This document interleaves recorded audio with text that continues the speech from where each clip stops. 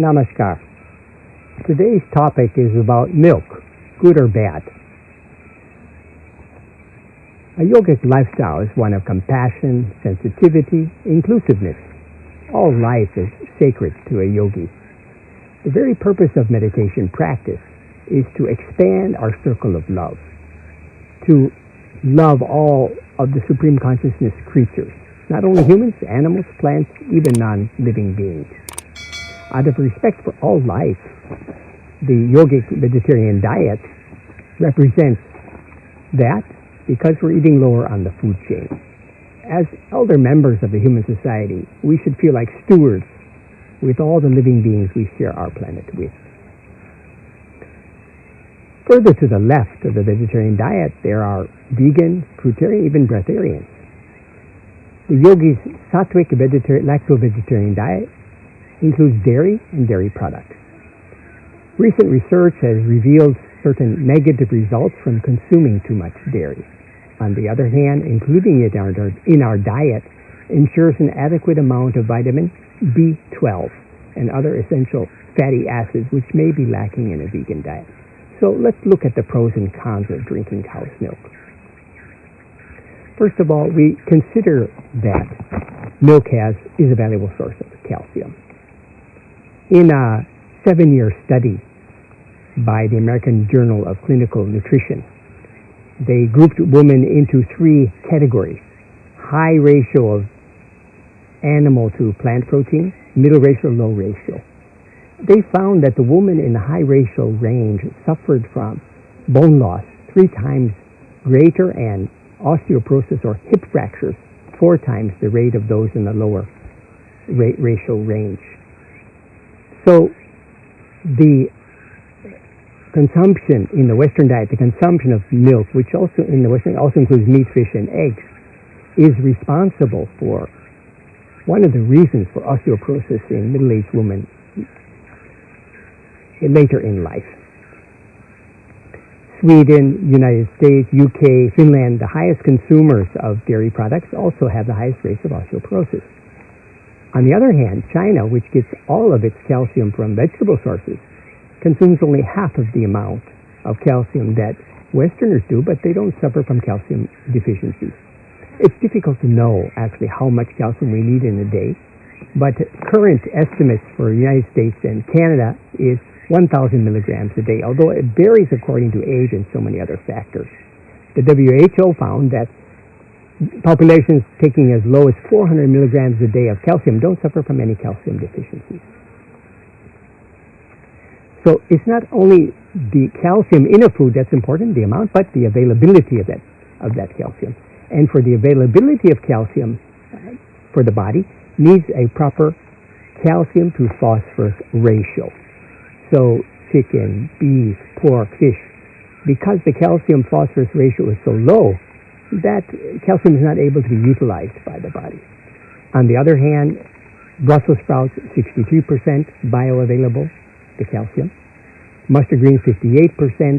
Turnip greens, 53%. Broccoli, 52%. Kale, 50%. And then cow's milk at 32%.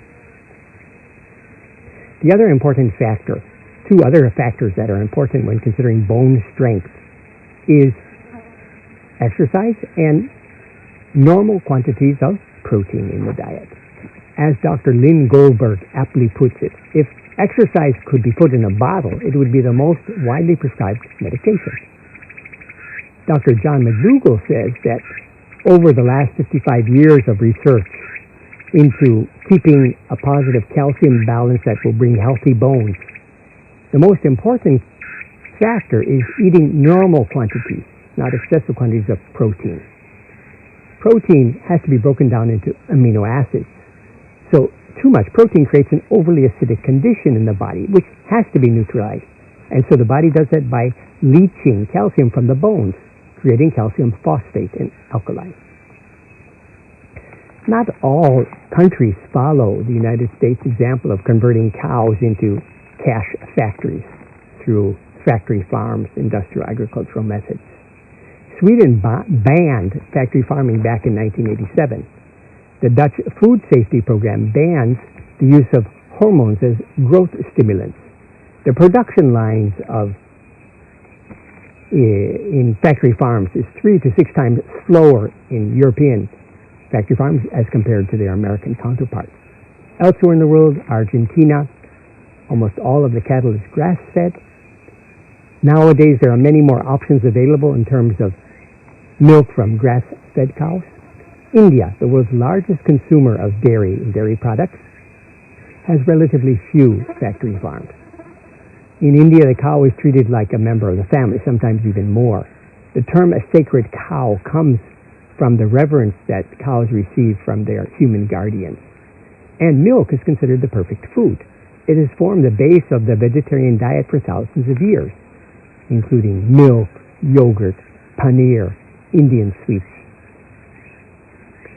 So the other thing about calcium is that in order for the body to utilize the milk sugar called lactose in calcium, it has to be broken down into glucose and galactose.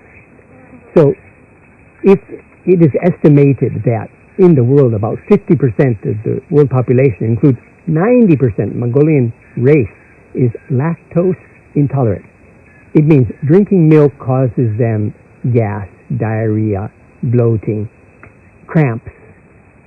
Even in New Zealand, as factory farming practices take hold there, it's estimated that 1 in every 5 is lactose intolerant nowadays.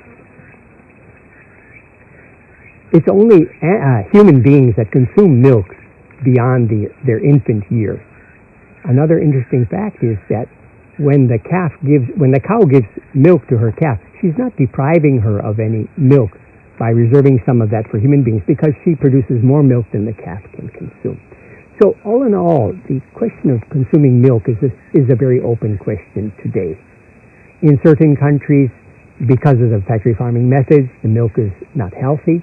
Yet in other countries of the world where cows are raised by small-scale farmers, peasant farmers, the milk is much more healthy. It's produced in a healthy way than in developed countries. To insist on a vegan diet in Mongolia, Russia, India, or some African nations would not be a very practical suggestion. So overall, as well as we find newer and newer forms of milk coming into our global dietary choices. We have soy milk, coconut milk, rice milk, oat milk, peanut milk. And as we go forward, newer and newer forms of milk will replace cow's milk as it is used in certain countries today. All in all, we can say that from the ethical, humane, spiritual, and ecological point of view, the lacto-vegetarian diet is the most practical one at this present stage of our human evolution. Thank you very much. Namaskar.